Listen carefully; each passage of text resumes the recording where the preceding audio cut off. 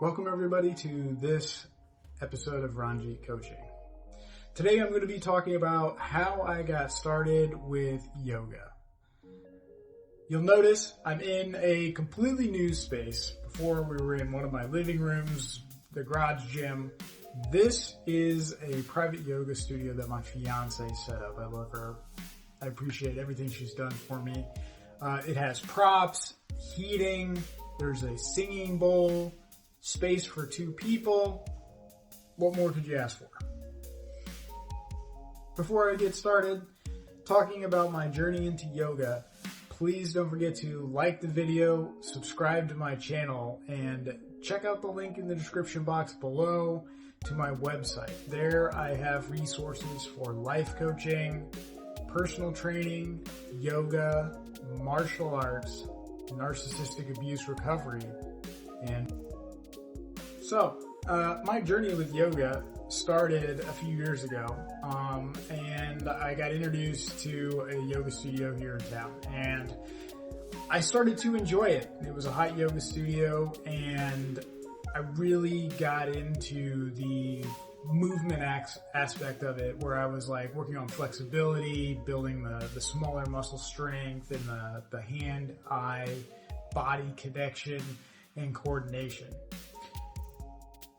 Fast forward 2 years, after surviving narcissistic abuse from a romantic partner, I needed a way to ground myself. I'm diagnosed ADHD, so those of you that know me that are watching this video, they're like, he's always pacing, he's like high energy, and I needed a way to ground myself, but I also needed a way to focus on movement, flexibility, the connection, and I really wanted to explore that more. So I started going once a week to the yoga studio in town, and I just fell in love with it. It brought so much more into my life, and for those of you that don't know, I am Indian, so it's kind of like, well, you gotta kind of maybe study a little bit on your heritage. So I did that. Not only did I study about it, I endeavored to learn about it, not just go to the classes. The best way that I know how to learn about something is to learn how to teach it. So I took an online course. I got certified as a 200-hour yoga teacher. I registered with the Yoga Alliance, and it's been nothing but uphill from there. Every day I utilize what I learned in the course, and I practice yoga every day. I find it to be one of the best things I've done in my life, one of the best investments I've ever done in my life. To get back into how I got into these things, after narcissistic abuse, I was made to feel like I wasn't good enough. So I took the negative energy and I used that as fuel to propel myself forward in a way that I could be productive. So I took them telling me I wasn't good enough, and I turned that into productivity. And originally it was like, well, maybe I'll be good enough finally. And, no, that didn't work. But I realized after a while that I have always been good enough.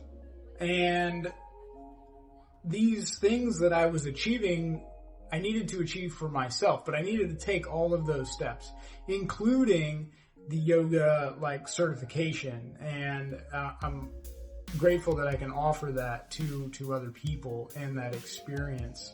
To me, narcissistic abuse is intertwined into pretty much most aspects of my life, and what I do is I transmute the negative and make it into a positive. It's kind of weird, but it's something that happens. I dedicated my life to yoga. I got a tattoo. I've got the chakras down my spine, and I am excited to continue to share my love of yoga with you guys. One thing I do want to point out for my yoga experience is that in the military, I sustained a major back injury and repeated major back injuries. And so my lumbar spine is fused into my sacrum down here. So maybe in some of the videos you'll notice like rigidity in my movement or me having to modify something. And that's because my lower back just doesn't, it doesn't bend at all. 0 degrees in the lumbar spine into the sacrum. So it's something I got to work around, but I've also noticed that significant increases in flexibility elsewhere. I used to just primarily lift weights and do martial arts, and so yoga has brought another aspect of physicality and mobility and movement into my life that I hadn't had previously.